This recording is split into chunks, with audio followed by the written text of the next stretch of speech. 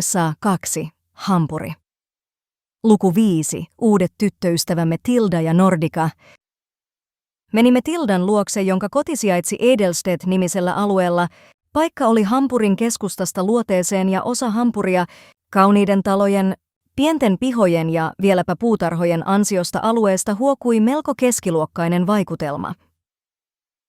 Tilda asui vanhempiensa kanssa hillityn tyylikkäässä, harmaasta kivestä muuratussa omakotitalossa, jonka eleettömyys henki hienostunutta kauneuttaa. Vanhemmat olivat parhaillaan nauttimassa Italian auringosta, jättäen talon hiljaisuuteen, jossa voitiin melkein kuulla pölyhiukkasten laskeutuvan siistin kodin pinnalle. Astuessamme sisään, kodin syliin, ympärille levittäytyi tasapainoinen harmonia, huonekalujen asettelu, väreillä leikittelevä sisustus ja kunnioitusta herättävä järjestys olivat tervetullut näky. Olohuoneen suuresta ikkunasta avautui näkymä miellyttävälle takapihalle. Siellä oli huolella hoidettu puutarha, joka nyt kylpi kesän auringossa. Pensasaidan ympäröimä tontti suojasi pihamaan kuin salaisen puutarhan, joka odotti vain löytäjäänsä. Tilda pyysi meitä istumaan olohuoneeseen ja laittoi television päälle ja kysyi, oliko meillä nälkä. Kyllä meillä oli aika kova nälkä ja niinpä hän loihti keittiössä meille maukkaita patonkeja. Niiden välissä oli mausteista jauhelihapihviä, salaattia, sipulia, tomaattia ja majoneesia. Hän antoi meille oluet ja otti itsekin yhden ruokajuomaksi.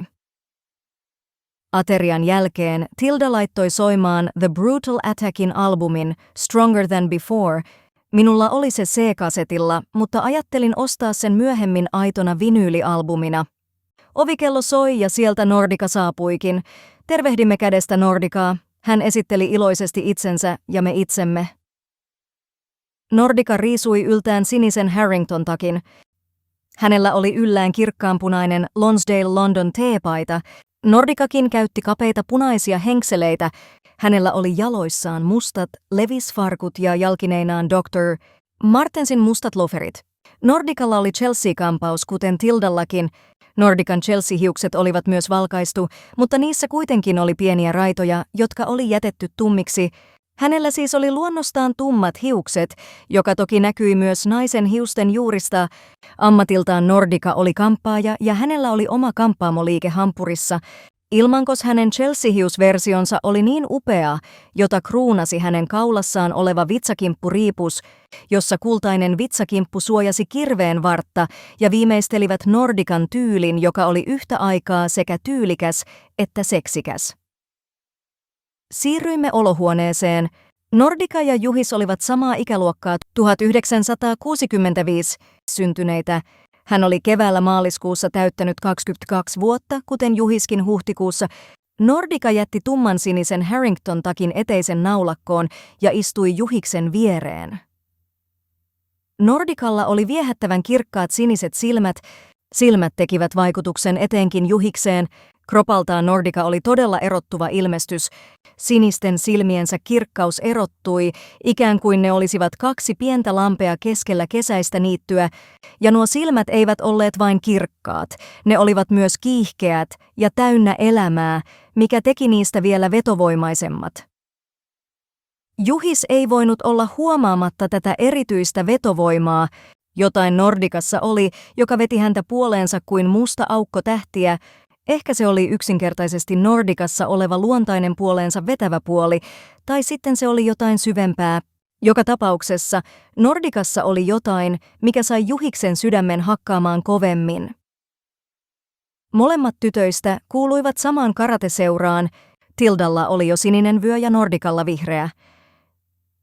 Tilda meni keittiöstä hakemaan kylmät oluttölkit ja juomalasit. Kaadoin oluen siten, ettei se vaahtoaisi. Siksi käänsin olutlasin 70 asteen kulmaan ja kaataen varovasti olutta lasiin, nostaen pystysuuntaan lasia sitä mukaa kun oluen pinta nousi. Näin puolilitrainen olutlasi oli kaadettu ilman vaahtoa aivan piripintaan ja lasi oli pystyssä pöydällä. Toiset kaatoivat oluen siten, jotta olut vaahtosi ja oluen vaahdot tulivat yli lasin, kuin hanaolut saksalaisessa oluttuvassa. Saksalaisethan sanovat oluttupaviisautena, hyvää olutta tulee laskea 7 minuuttia. Ajattelinkin, emme olleet kuitenkaan oluttuvassa. Kilistelimme olutlaseja heti, kun ne olivat täyttyneet, ja lausuimme yhteen ääneen, Prost! The Brutal Attackin Stronger Than Before -vinyylin toinenkin puoli oli jo käännetty ja kuunneltu läpi, ja Tilda laittoi soimaan Screwdriverin EP-levyn Boots and Braces. Joimme seuraavien oluiden kanssa Jägermeisteria ja aloimme humaltua. Nordica virkkoi, minä ja Juhis olimme hyvin germaanisia ja varauksettomia pohjoisen rodun arjalaisia. Suhtauduimme tähän ristiriitaisin tuntein. Emme uskoneet mihinkään rotuoppiin, koska se oli ainakin minusta hullun hommaa, mutta hymyilimme Nordicalle kuivasti. Hörppäsin vähän olutta, sytytin savukkeen ja aloin kertoa tarinaa. Minulla oli Suomen armeijassa sellainen palvelustoveri, joka oli kuseskellut päivystävän upseerin jalkineille iltalomilla muutaman huurteisen liikaa juoneena.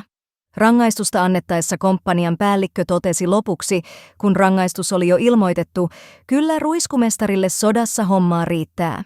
Hänelle annetaan yleisesikuntaupseerin housut sekä pervitiiniä ja korvalappustereot, joilla voi kuunnella vähän sitä heviä. Kaverini oli tunnetusti kova hevirokkari ja saisi päällikön mukaan hevimusiikin jytkeessä johtaa pirinöissään näyttävät rock-aurinkolasit päässä komppanian rynnäkköä kohden vihollista. Tästä helpottunut ja autuas soturi kysyi, suumutrussa, saako hän johtaa kokonaista pataljoonaa, jos hän kusee toisenkin kerran päivystävän upseerin jalkineille. Tähän komppanian päällikkö ärjäisi, onhan huonollakin miehellä oikeus sankarikuolemaan. Jengi nauroi aivan hemmetisti. Nordicakin totesi nauraen, vau, vittu sä olet kipeä jätkä, olet tosi hyvä tyyppi, mutta mahdoton, älä tykkää pahaa. Olet kipeä omalla hyvällä tavalla tietysti. Sanoin, en minä näitä juttuja keksi. Nauroimme. Tilda nauraen kysyi, en käsittänyt tuota yleisesikunta-upseerin housujuttua. Juhis, ehkä vähän tärkeänäkin kertoi, armeijassa yleisesikunta-upseerit ovat kaikkein korkeampia upseereita. Vanhassa sotilasperinteessä yleisesikunta-upseerit käyttävät sellaisia housuja, joissa on punaiset nauhat housujen sivuilla, ja ne ovat erittäin hyvin näkyvät. Vihollinen pyrkii ampumaan ensimmäiseksi kaikkein korkeimmat soltut, ja jos sellainen vastustaja näkyy, jolla on yleisesikunta-upseerin housut, sellainen yleensä on korkea upseeri. Nordica jatkoi saksalaiseen koulumestarimaiseen tyyliin asiantuntevaa luentoaan historiasta, ei juutalaisia oikeasti tapettu kaasukammioissa, vaikka niin kaikkialla väitetään. Olen lukenut David Irvingin kirjan Hitlerin sota, ja siinä kerrotaan, mitään joukkomurhia ei tapahtunut keskitysleireissä, mutta valitettavasti juutalaisia murhattiin raaasti itärintaman läheisyydessä. Se sinänsä on pöyristyttävää, mutta ei mitään uutta. Suursodassa tapahtuu usein kaikkea kauhistuttavaa, muutakin pahaa kuin itse se sotiminen. Minä sanoin, Hitler ehkä pyrki tahallisesti sotkemaan alaisensa murhiin, josta seurasi, että natsijohtajilla ei ollut mitään muuta mahdollisuutta kuin ollen uskollisia Hitlerille katkeraan loppuun saakka, vaikka Saksan sota meni päin persettä pitkään. Kuitenkin Saksan luhistuessa monet Saksan virkamiehet tiesivät, että he joutuisivat edesvastuuseen liittoutuneiden käsissä. Hitler ei ollut itse jättänyt esimerkiksi lopullisesta ratkaisusta mitään aineistoa paperille, tai sitten holokausti ei ollutkaan Hitlerin käsialaa. Lisäsin, tämä on kuitenkin hyvin epätodennäköistä, ja vastuu oli silti Hitlerin, koska hän oli Saksan valtion ehdoton johtaja. Se on vähän sama kuin väite, ettei Stalin olisi tiennyt omista vainojen uhreistaan mitään.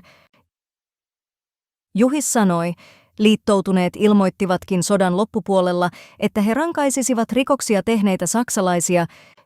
Tilda huomautti, olihan 20. heinäkuun 1944 salaliittokin, jossa maavoimien upseerit yrittivät tappaa Hitlerin. Minä sanoin vähättelevästi. Salaliitossa oli mukana melko pieni porukka, eivätkä he osanneet olla riittävän häikäilemättömiä. Salaliittolaisten olisi pitänyt itse mennä propagandaministeriöön ja ampua Joseph Goebbels välittömästi.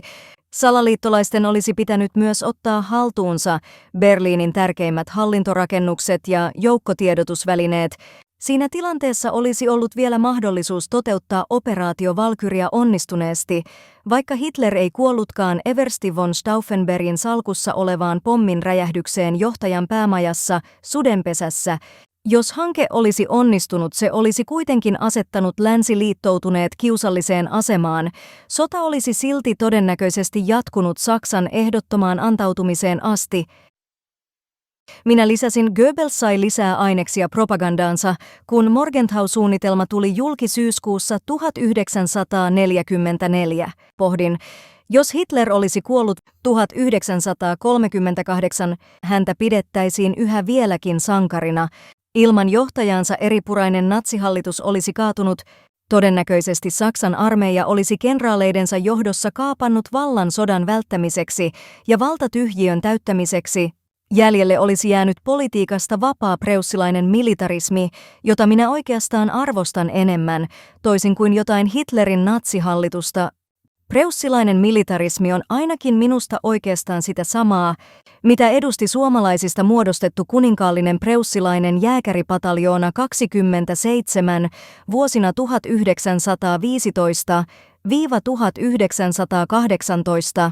Vakavasti, ei ihmisten murhaaminen ole oikeaa politiikkaa, sehän on brutaalia barbarismia. Sitä paitsi ei ole olemassa arjalaisia yli-ihmisiä, eikä myöskään joitakin ali-ihmisiä, on vain ihmisiä. Nämä arjalaiset ovat vahvasti 1800-luvun tieteen harjoitusta, jos se silloinkaan oli vakavasti otettavaa. En ole antisemiitti muutenkaan. Juhis kommentoi, olet niin kuin humaanimpi kansallissosialisti vai? Minä vastasin ja nyökkäsin tyttöihin päin. En minä oikein niinkään sanoisi, sillä minusta ylipäätään kansallissosialismi oli saksalaisten juttu. Olen vain kansallismielinen patriotti. Voisiko ehkäpä sanoa, olen kansallissosiaalidemokraatti, joka pitää sisällään myös oikeusvaltion, ihmisoikeudet ja demokratian kannattamisen. Porukka nauroi, minä porukan mukana, vaikka silti olin tosissani. Juhis jatkoi, Martti, sinä olet liian sinisilmäinen. Sinähän tiedät juutalaisten salaliiton. He toimivat Yhdysvalloista ja Neuvostoliitosta käsin kuin pahan akseli, juutalaiset bolshevikit ja Amerikan finanssijuutalaiset. Näin ollen monen maan hallitukset ovat juutalaisten valtaamia. Tämä käsite on lyhennettynä ZOG, eli Zionist Occupation Government. Juuri oluthuikan jälkeen Juhis jatkoi, juutalaisia on kaikkialla ja he pyrkivät tukahduttamaan meidät eurooppalaiset hallitakseen koko maailmaa.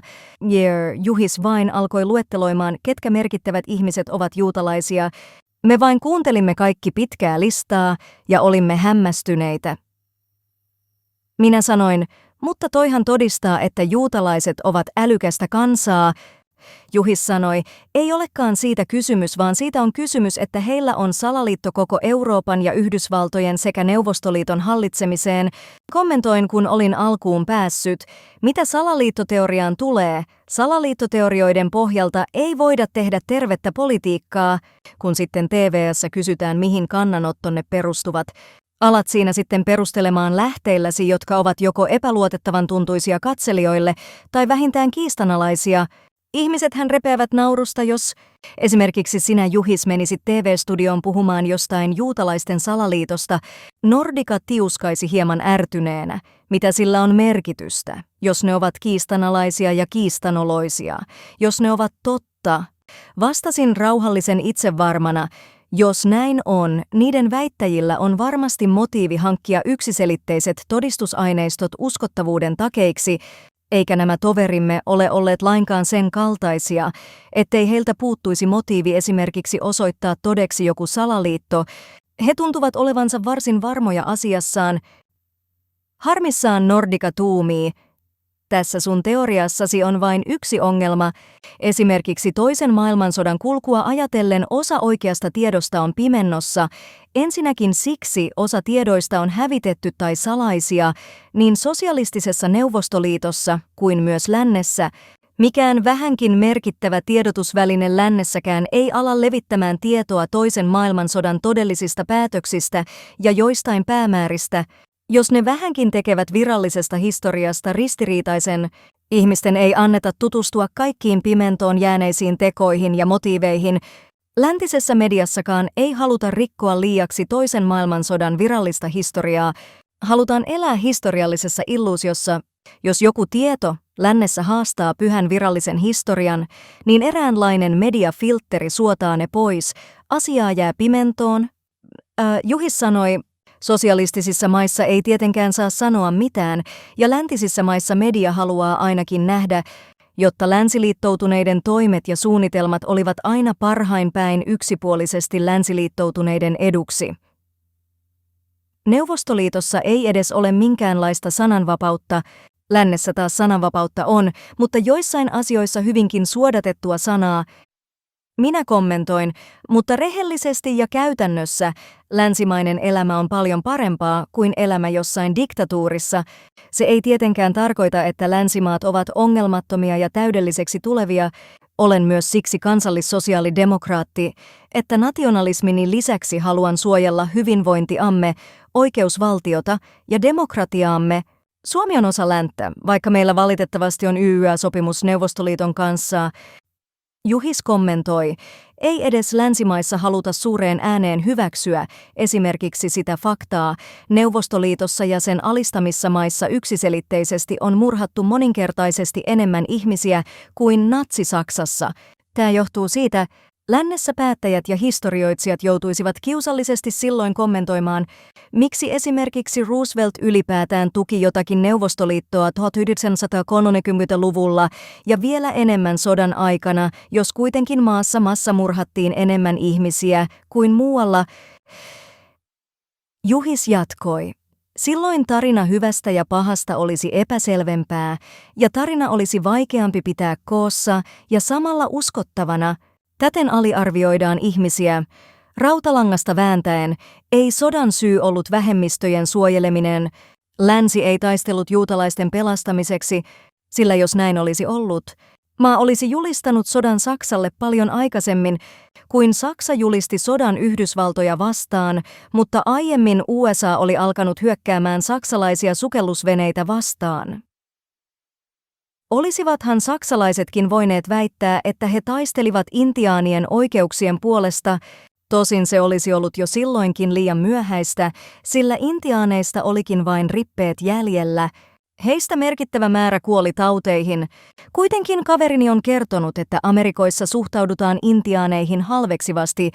Sitten tämä orjakauppa, sillä taitaa olla vieläkin jalanjälkensä uudella mantereella. Suomi ei ole vastuussa, ei intiaanien häviämiseen, ei orjakauppaan, eikä holokaustiin. Lisäksi vielä nykyäänkin Yhdysvallat on räikeän rasistinen maa. Kiinassa lienee kuitenkin kuolleen kaikkein eniten ihmisiä toisen maailmansodan aikana sekä heti sodan jälkeen. Toinen maailmansota on ainakin meillä luonnollisesti hyvin Eurooppa-keskeistä, vaikka Aasiassa sodittiin myös hyvin kiivaasti vuosien 1937–1945 välisenä aikana. Lähteitä neuvostoterrorista kyllä on, mutta ne eivät saa lännessä ylittää Natsi-Saksan tappamien ihmisten määrää. Neuvostoliiton murhaamiin ihmisiin lukeutuu myös kaikki kokeilut, joista seurasi esimerkiksi Ukrainassa nälänhätiä. Nordica sanoi vakavana, tarkoitit, lännessäkin pyritään aina siihen, Natsi-Saksan uhrien määrä on aina suurempi kuin Neuvostoliiton uhrien määrä. Juhis nyökkäsi päällään ja sanoi, juuri niin. Me aloimme Juhiksen kanssa hetkeksi keskustelemaan suomeksi, johon Nordica kommentoi, suomi on kaunis kieli. Sitten Tilda virkkoi hieman murheellisena, ainoastaan saksalaiset nimetään toisen maailmansodan julmuuksien tekijöiksi. Käytännössä siksi mehän hävisimme sodan. Nordica lisää totesi ja jatkoi hieman närkästyneenä, kaikki muu on poliittisesti epäkorrektia ja kaikki, jotka eivät käytä tietyissä asioissa samaa historiallista ja poliittista mielipidettä, heitä sen perusteella kutsutaan joko valehtelijoiksi tai vähintään sanotaan, he liioittelevat. Tilda jatkoi vakavissaan, nykymediaan, eli TV, radio, lehtiin, kirjoihin ja lähes kaikkeen painettuun sanaan ei mahdu se tosiasia. Julmuuksia tekivät saksalaisten ja venäläisten lisäksi myös esimerkiksi britit, jenkit ja muut. Toki asioita voi lukea rivien välistä ja saattaa olla lyhyitä mainintojakin esimerkiksi jenkkien tekemistä rikoksista, mutta ne eivät ole oikeassa suhteessa siihen, mitä oikeasti on tapahtunut. Liittoutuneista ehkä britit olivat kaikkein oikeudenmukaisempia. Amerikkalaisten ja brittien strategisia pommituksia ei tietenkään ole voitu peitellä.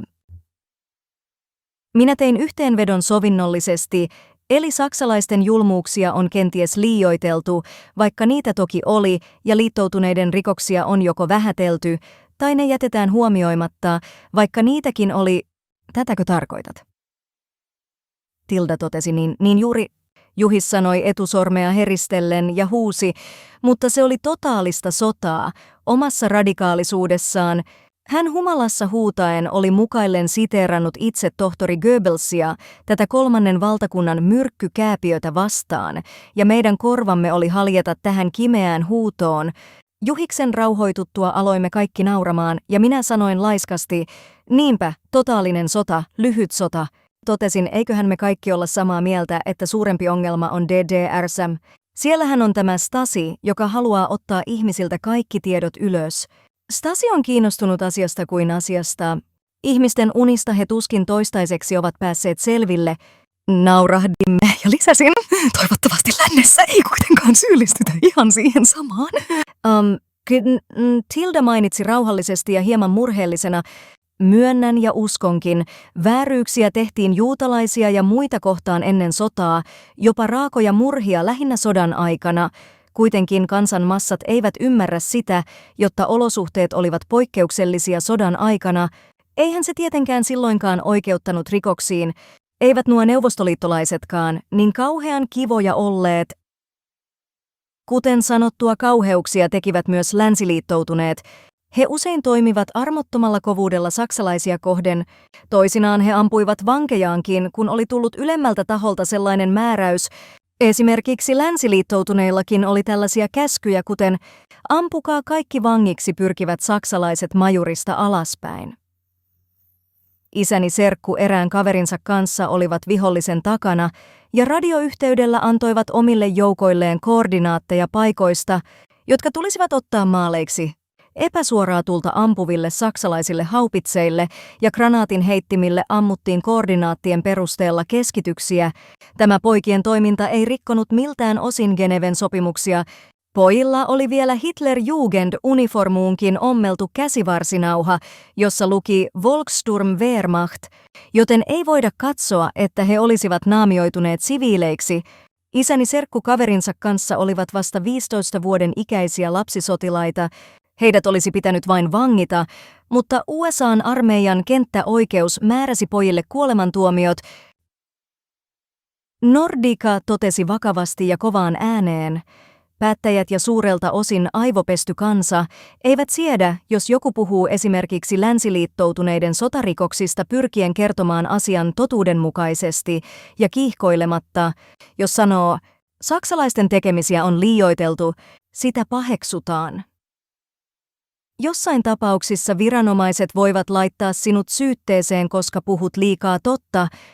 Jos he olisivat itse vilpittömiä asiassaan ja katsoisivat, meikäläiset ovat väärässä, he toteaisivat vain, se on sinun ongelmasi, jos elät valheissasi. Säännöllisin väliajoin meidät aivopestään oikealla informaatiorumputulella ja kaikilla valtamedioilla.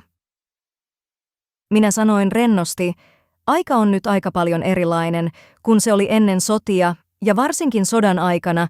Olen itsekin revisionisti, mutta ei pidä pomppia äärimmäisyyksien välillä. Pyrin jäljittämään totuutta. Totuuden täytyy tulla esiin. Maschai, nai, vihdoin rauhoituimme ja annoimme TV:n olla auki. Nojasimme TV-soffalla Tildan kanssa toinen toisiimme ja katselimme TV-pöydälle sytytettyjä kynttilöitä yön pimeydessä. Tilda katsoi minua ja aloimme suutelemaan toisiamme intohimoisesti. Toisella olohuoneen soffalla Nordica istui Juhiksen sylissä ja he myös muhinoivat. Joimme oluemme loppuun ja menin Tildan opastuksella yläkertaan hänen suureen huoneeseensa. Yläkerrassa minä suutelin Tildaa ja aukaisin hitaasti hänen farkkujensa vetoketjun. Me riisuuduimme ja aloimme rakastelemaan. Pian nukahdimme syvään uneen.